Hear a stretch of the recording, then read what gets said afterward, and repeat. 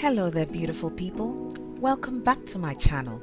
Today we're making the simple egg fried rice. But before we get started, I'd like to remind you to please subscribe to my channel, hit the notification bell, and also press the thumbs up button, like this video, and share it with your friends and family. So, let's get cooking. For this recipe, I'll be using 2 eggs, day-old rice, frozen peas, carrots, and a few spring onions. Don't worry if you missed it, I'll put all of these ingredients in my description box below.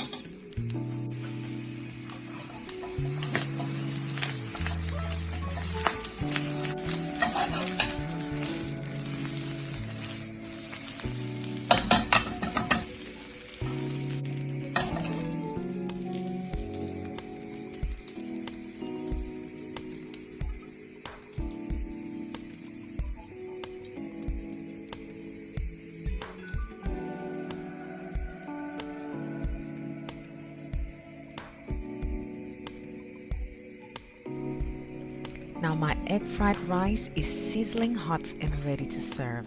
One last thing, I like to add a few strands of birdseye chilies and a few spring onions as well.